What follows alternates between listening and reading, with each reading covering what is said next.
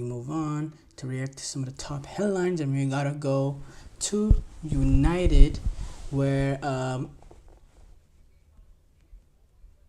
where Mazraoui has had a procedure for heart palpitations, and he has undergone a medical procedure, um, and it was to a corrective procedure as a precaution, and it is it was a relatively normal condition, nothing out of the ordinary, but there was no timeline for Mazraoui to return, but there was reports that said United hoped that it should be within a few weeks, but there was no exact timeline exactly when do they expect him to be back.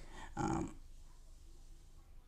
and hopefully everything is well. You don't want to mess with things like heart and all that, heart palpitations. That can be something very, very serious. I know Dempsey, he went through an issue later on in his career, forced him to miss a lot of time. So hopefully Mazraoui, because obviously it's always bigger than football. We knew Sergio Aguero, he had to retire early because of some issues when it came to his heart. So we hope that it's nothing serious, and from the sounds of it, it is nothing. It's simply something he'll be back really, really soon. So yeah, Zach Steffen, he's he was speaking after being recalled to the U.S. men's national team, and he said that this is a really proud moment. Stefan said, and this was a big goal of mine to get back into the mix. It feels great to be back. The coaches have confidence in me.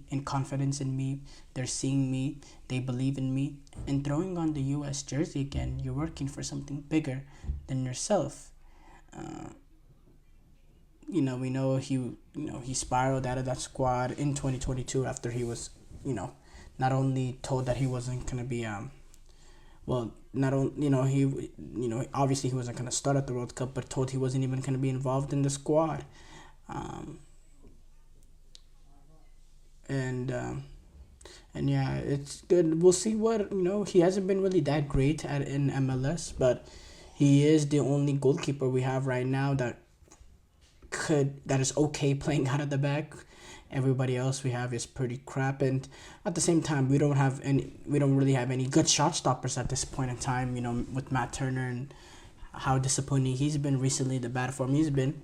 So if you're looking at it, you really don't, you really don't really have a good shot stopper. So, if you're Mauricio Pochettino, you're opening the likes of a Stefan to potentially, take back his role. Because, look, if Matt Turner is not going to, be a great shot stopper, then he's really not providing anything. At least with Stefan, where, we can play out at the back a little bit more efficiently.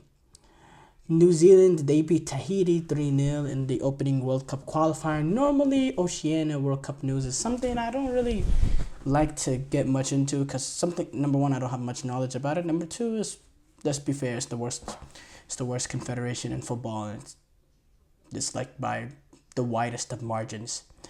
But there's a little bit more elevated importance now with Oceania World Cup qualifiers going forward, because they now have a guaranteed spot at the World Cup with the new 48-team World Cup. They have 1.5 spots now, which means one team from Oceania will be guaranteed into the World Cup, and then the other spot is a interconfederation playoff to get in. Usually Oceania only had half a game, but now with 1.5. Yeah, it'll be it'll be good to see New Zealand taking on because let's be fair, it's gonna be New Zealand at every single World Cup now going forward, and with their victory now, they had over Tahiti in Group B 3-0. Yeah, let's just be for real. We're gonna see New Zealand at the World Cup. They're gonna be at every single World Cup now going forward, because they're not just the class of Oceania. They're the only team that has any quality in Oceania, if you consider that quality yourself. I don't want to be, oh my God, I'm gonna get hate mail from any, Oceania fans, fans of Oceania football.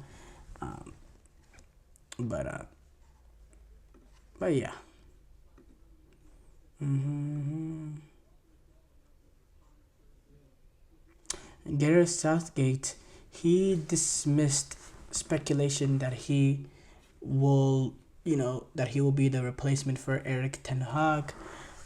Southgate said, "I won't coach in the next year for sure. I'm certain of that."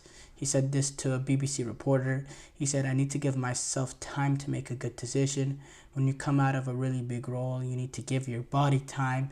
You need to give your mind time."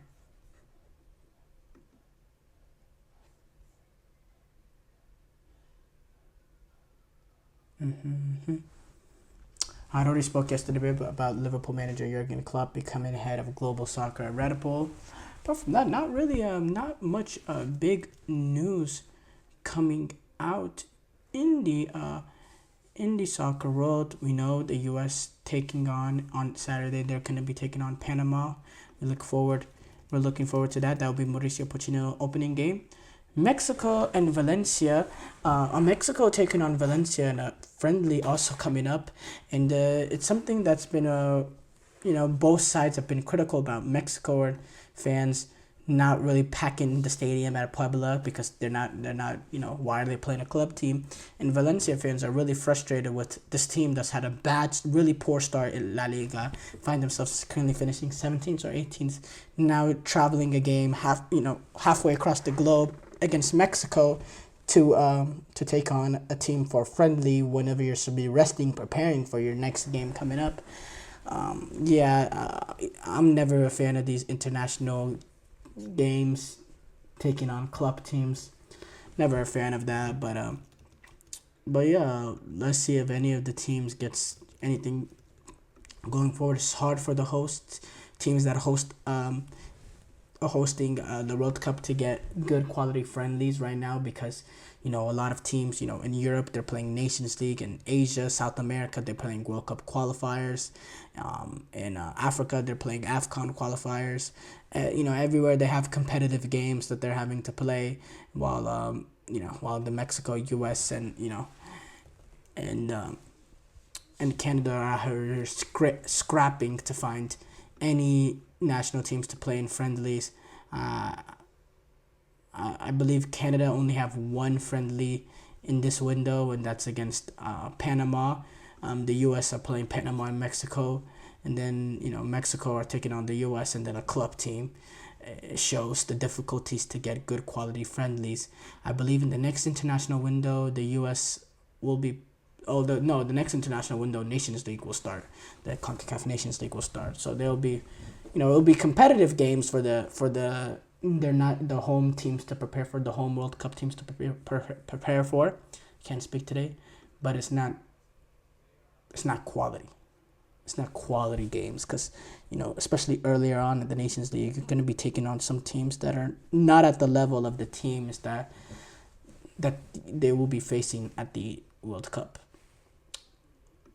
Julian Nagelsmann said the growing number of matches will require longer breaks in between competitions, with the expanded Champions League, the new Club World Cup, and the national team competitions being enlarged, and specifically the World Cup turning into 48 teams. Nagelsmann said himself at a press conference, "I have often said that I won't complain about the calendar. A lot of matches are financing the sport.